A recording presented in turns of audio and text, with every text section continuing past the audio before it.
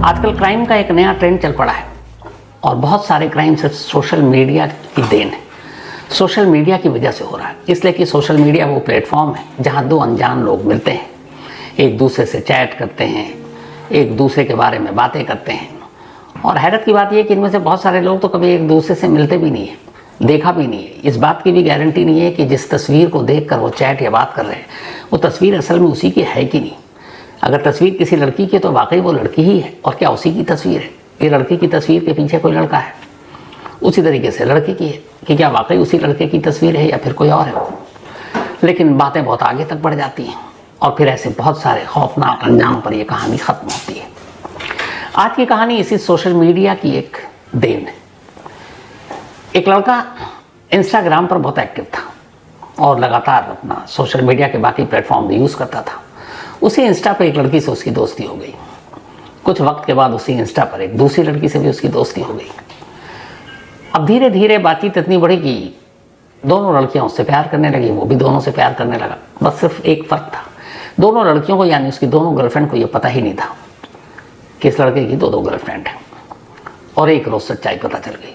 जब सच्चाई पता चली तो दूसरी गर्लफ्रेंड ने अपने बॉयफ्रेंड के सामने एक शर्त रखी कि तुम अपनी पहली गर्लफ्रेंड को मार दो, मारने के बाद एक सबूत दो, फिर आगे तुम्हारे साथ रहूंगी, वरना तुम्हें छोड़कर चली जाऊंगी।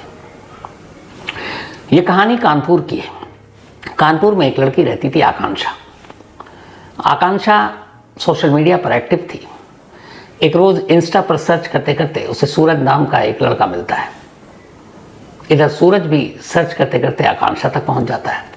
अब दोनों इंस्टा फ्रेंड हो चुके थे, दोनों एक दूसरे से चैट करते।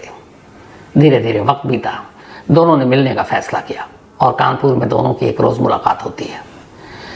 मुलाकात के बाद अब मुलाकात का सिलसिला ही चल पड़ता है। फिर दोनों एक दूसरे के प्यार में इस कदर डूबे कि उन्होंने अपनी नई जिंदगी, नए सपने सारे बुनने शुरू कर दिए। सूरज एक रेस्टोरेंट में काम करता था। उसने आकांक्षा को भी कहा, वो भी जॉब की तलाश में थी, 20 साल की उम्र हो चुकी थी, कि तुम भी क्यों नहीं उसी रेस्टोरेंट में काम करती हो, तो हम दोनों का वक्त साथ ज़्यादा गुजरेगा। आकांक्षा मान गई। अब दोनों साथ काम करने लगे। धीरे धीरे वक्त बीता। 21 जुलाई, 4 महीने पहले की बात है। घर में होता यह है कि आकांक्षा का एक भाई काम के सिलसिले में दिल्ली जाता है। दिल्ली जाते वक्त उसने अपना मोबाइल अपनी माँ को दे दिया और कहा कि मैं दिल्ली में हूँ, मैं तो वहाँ किसी से भी लेकर बात कर लूँगा, बट आप लोग इस मोबाइल को रखो ताकि मैं इस नंबर पर कॉल कर सकूँ, क्योंकि घर में कोई लैंडलाइन नंबर तो था नहीं। तो अब घर में आकांक्षा की माँ, आकांक्षा और उसकी एक और बहन को ये बात पता थी कि भाई अपना मोबाइल घर छोड़ कर गया है ताकि वो बात कर सके घर वालों से। इधर अब आकांक्षा अपने घर से दूर कानपुर में है। कानपुर से कुछ दूरी पर उनके माँ बाप रहते थे, तो वो कानपुर में ही जॉब के सिलसिले में रहती थी। और कायदे से रहती क्या थी, वो सूरज के साथ एक तरह से लिव इन में रह रही थी। 21 जुलाई की तारीख आती है, आकांक्षा अपने घर वालों से बात नहीं करती। फिर 22, फिर 23, 3 दिन बीत जाते हैं। आकांक्षा की माँ परेशान। आकांक्षा की माँ फ़ोन कर रही है, लेकिन आकांक्षा फ़ोन काट देती है। फिर इसी दौरान आकांक्षा का एक मैसेज आया माँ के मोबाइल पर। उसने कहा, मैं बिज़ी हूँ माँ, बाद में आपसे तसल्ली से बात करूँगी। 3 दिन से बेटी से बात नहीं हो रही थी। माँ परेशान थी, घबराई हुई थी। लेकिन जैसे ही ये मैसेज पढ़ा, बेटी का मैसेज आ गया, तो माँ को खुश होना चाहिए, लेकिन इस मैसेज के पढ़ते ही माँ और ज़्यादा परेशान हो जाती है। उसने कहा, ये क्या? उसने मैसेज में ये क्यों लिखा कि माँ आप परेशान ना हो, मैं बिज़ी हूँ, बाद में आ जाऊँगी। जबकि उसे पता है कि ये फ़ोन भाई का है, तो उसको भैया लिखना चाहिए था, और यहाँ वो माँ लिख रही है। माँ परेशान, उसे लगा 3 दिन से गायब है, कुछ तो गड़बड़ है। उसने इधर उधर पता करना शुरू किया, आकांक्षा का कहीं सुराग नहीं मिला। तब आकांक्षा की माँ विजयलक्ष्मी एक रोज़ पुलिस स्टेशन पहुँचती है और पुलिस स्टेशन जाकर अपनी बेटी की गुमशुदगी की रिपोर्ट दर्ज कर देती है। अब पुलिस वाले रिपोर्ट दर्ज करते हैं। उस रेस्टोरेंट में जहाँ वो काम करती थी, पुलिस वहाँ पहुँचती है। वहाँ से उसका पता निकाला जाता है, जहाँ वो कानपुर में रह रही थी। इत्तेफाक से उस रेस्टोरेंट के कई ऐसे कुलीग थे जिन्हें पता था कि सूरज और आकांक्षा एक साथ लिव इन में रहते हैं। उन्होंने ये बात बताई। पुलिस सूरज तक पहुंची, सूरज से पूछताछ की।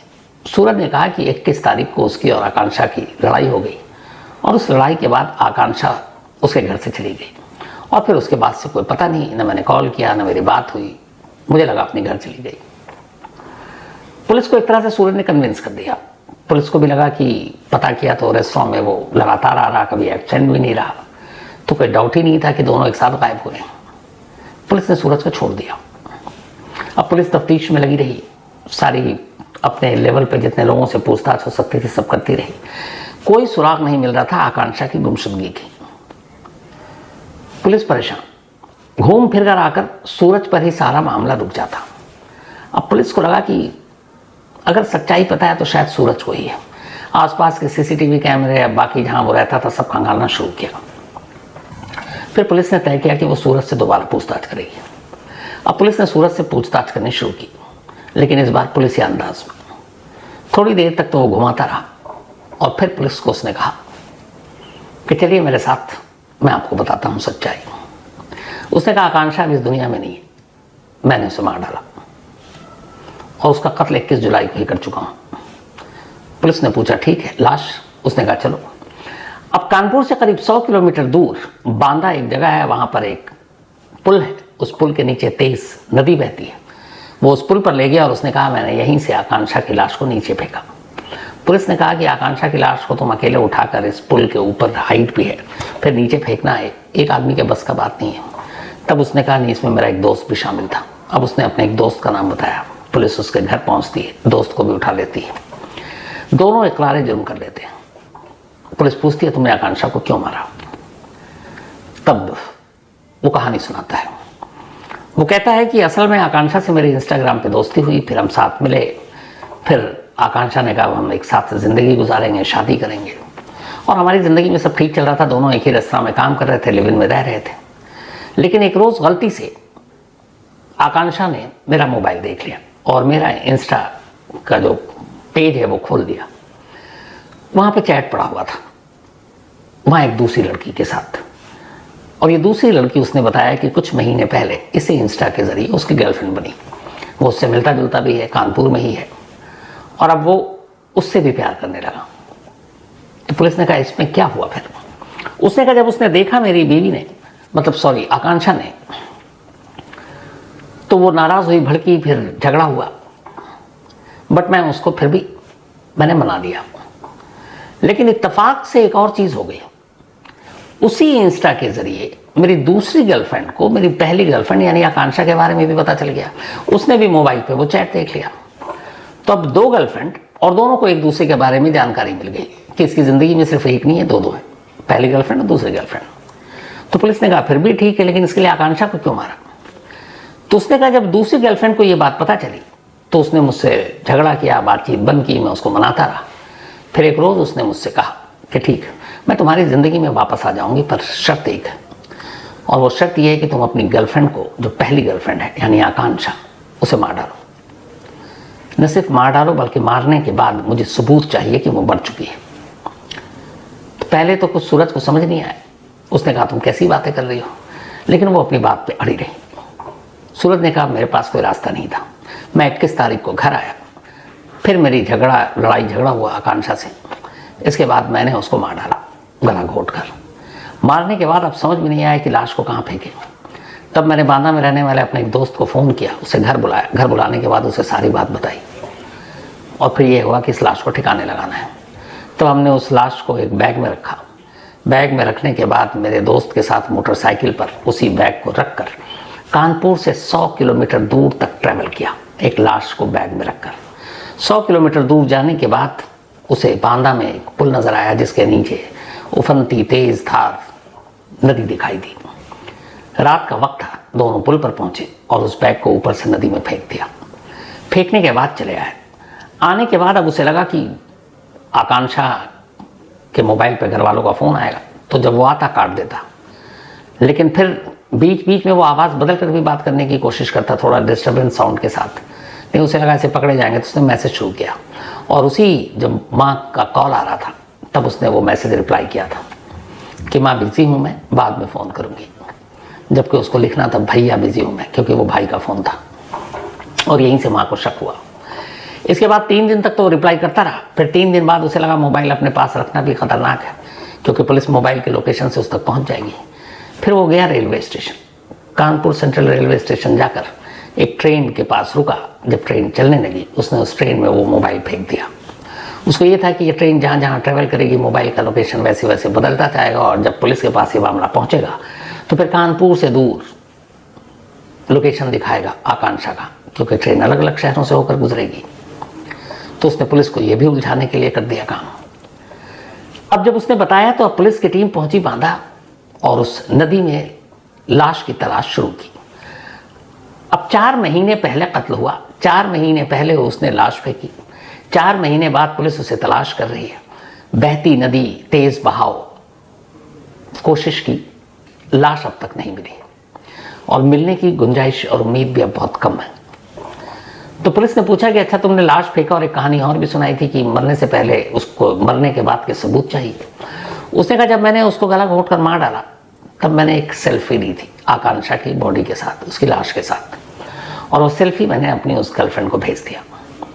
इत्तेफाक से वो सेल्फी एक सबूत बन गया पुलिस के लिए, क्योंकि वो लाश के पास खड़ा लाश के साथ सेल्फी ले रहा है। सेल्फी वाला मर्डर भी कह सकते हैं इसे आप।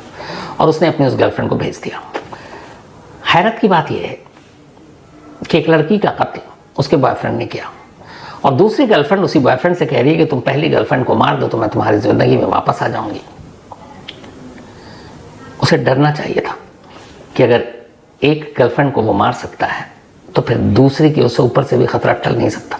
कल को तीसरी गर्लफ्रेंड के कहने पर वो दूसरी को ही मार सकता था, लेकिन ऐसा हुआ नहीं। बड़ी हैरानी की बात है, उस लड़की की दूसरी गर्लफ्रेंड की शर्त पूरी हुई तो वापस उसकी ज़िंदगी में लौट गई। अब कायदे से अगर देखें तो इस केस में सूरज तो गुनहगार है ही है, उसकी दूसरी गर्लफ्रेंड भी है, क्योंकि कत्ल के लिए उसने उकसाया है। सूरज और उसके दोस्त को पुलिस पकड़ चुकी है, गर्लफ्रेंड के बारे में अभी छानबीन कर रही है, ताकि ये तो नहीं है कहीं कि सूरज उसे भी फंसाने के लिए उसका नाम ले रहा है। पुलिस की तफ्तीश जारी है, लेकिन कहानी अजीब मोड़ पर इसलिए खड़ी है क्योंकि कातिल यहाँ मौजूद है। कातिल इकरार जुर्म भी कर चुका है, कातिल कत्ल की बात भी एक्सेप्ट कर चुका है, लेकिन लाश गायब है। लाश अब तक मिली नहीं।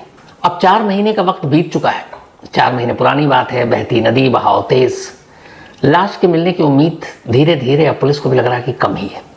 अब ऐसे में सवाल ये उठता है कि बगैर लाश के ये केस कहाँ पर जाकर ख़त्म होगा, क्योंकि कातिल का इकरार जुर्म पुलिस कस्टडी में है, सर्कमस्टेंशियल एविडेंस साथ में है। आकांक्षा लौट कर नहीं आई, ये भी पक्का है।